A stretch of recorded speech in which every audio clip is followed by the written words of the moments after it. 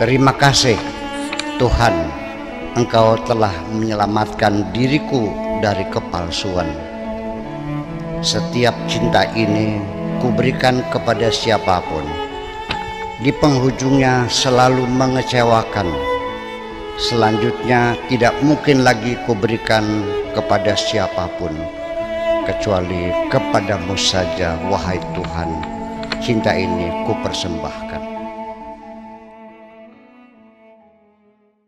Baik, kita simak Musuh yang Paling Kucintai oleh Lola Amaria. Terima kasih.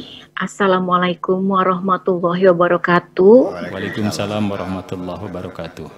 Yang saya hormati Bapak Kiai Buya Syakur yang telah susah payah dan menulis ini dengan bagus sekali, dan saya merasa tersanjung bisa membacakan puisi Kiai Buya. Bismillahirrahmanirrahim. Musuh yang paling kucintai. Memulai dengan satu langkah baru atau mengutarakan percakapan baru merupakan sesuatu yang paling ditakuti orang. Apa saja yang baru selalu menimbulkan kegamangan, termasuk aku yang merasakan kegamanganmu ketika hendak menyampaikan cintamu kepadaku. Tetapi kendati pun demikian, aku selalu berpura-pura tidak tahu. Sesungguhnya semangkok siomay yang ada di genggaman tangan orang lain, wahai kekasihku, akan terlihat lebih berharga dan berguna bila dibandingkan dengan apa saja yang ada dalam genggaman kita. Itu mungkin kesalahan awal dari pikiranmu ketika engkau melihat diriku pertama kali. Perkenalan kita pertama kali, dulu sekali, diawali dengan saling caci maki. Dan kita merasa nyaman dengan saling hina-menghina dengan sesama. Karena pikiran kita masih sangat primitif. Ketika itu, aku jujur saja, wahai kekasihku. Hidupku masih terpenjara dalam kebiasaan-kebiasaan burukku. Sehingga aku sering melakukan banyak hal yang sesungguhnya tidak layak aku lakukan, termasuk menyakitimu, menyakiti hatimu bertubi-tubi. Tetapi sekarang, aku banyak paham. Dan bahkan sampai pemahamanku sangat berlebihan tentang hidup ini, malah justru aku merasa sakit. Akhirnya ternyata, wahai kekasihku, rahasia wujud manusia di alam dunia ini dan termasuk berikut argumentasi atas eksistensinya bukan terletak dalam keinginan untuk hidup, melainkan kebutuhan yang sangat mendesak tentang reasoning yang membuat manusia hadir di dunia ini. Ya, memang aku telah banyak belajar dan sampai sekarang aku masih terus belajar. Sehingga aku mengerti bahwa sesungguhnya kita harus merasa malu mengungkapkan segala rasa di hati kepada semua orang. Sekalipun memang otakku bekerja dengan normal, hanya saja hatiku ketika itu dalam keadaan gelap gulita dan mencekam. Sehingga aku tidak punya kemampuan untuk memahami persoalan secara betul dan utuh. Otak akan bekerja sempurna ketika hati kita baik. Betapa sifatku ketika itu masih sangat kekanak-kanakan. Untuk itu aku mohon maaf yang sedalam-dalamnya kepadamu. Sekarang, aku sangat menyesal sekali atas apa yang pernah aku katakan kepadamu, wahai kekasihku. Bahwa aku mengetahui banyak hal, tapi aku tidak tahu mana yang bermanfaat untuk diriku.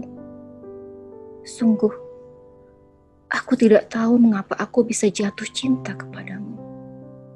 Dan juga termasuk mengapa engkau mencintaiku. Sesungguhnya, hanya cintalah satu-satunya faktor penting yang dapat mempertemukan hati kita dan mencampurkan air mata yang meleleh dari kelopak mata kita. Mampu menghapus dosa-dosa dan segala kealpaan serta mendorong kita melakukan pertobatan, Tuhan. Ternyata hati yang baik dan bersih, wahai kekasihku, mampu mendorong diri kita untuk melakukan perbaikan-perbaikan atas segala kesalahan dan kekeliruan yang pernah kita lakukan. Dari sejak pertemuan kita yang pertama kali bersamamu, wahai kekasihku, aku telah kehilangan percaya diri dan penghargaan terhadap diriku sendiri. Aku sudah tidak mampu lagi melihat keistimewaan dan kelebihan apapun yang aku miliki. Aku sudah terjerumus dalam lubang keputusasaan, sehingga dapat dipastikan aku akan hancur lebur dan tidak dapat dihindari. Setelah itu, kepercayaan atas diriku mulai tumbuh dan berkembang lagi sejak engkau menyampaikan pikiran-pikiranmu dengan terang benderang, bahwa engkau tidak pernah ingin memperbudak orang dengan kecantikanmu, melainkan yang engkau inginkan adalah cinta yang tumbuh dari niat baik dan keimanan yang kokoh, bukan akibat dari kecantikan wajahmu. Engkau ingin menemukan seseorang yang mampu mempersembahkan cintanya kepadamu secara bebas dan merdeka. Bukan karena larut dalam nafsu birahi akibat kecantikan wajahmu dan kemontokan tubuhmu. Dulu, ketika aku masih dungu, wahai kekasihku, cara berpikirku lebih realistis daripada sekarang. Dan sekarang aku sudah dianggap intelektual oleh masyarakatku, mungkin karena kedunguanku. Sehingga premis-premis yang kurangkai sangat sederhana, sehingga konklusinya dengan mudah dapat diterapkan. Malah sekarang, setelah aku disebut intelektual, justru aku seringkali merasakan musuhku adalah diriku sendiri.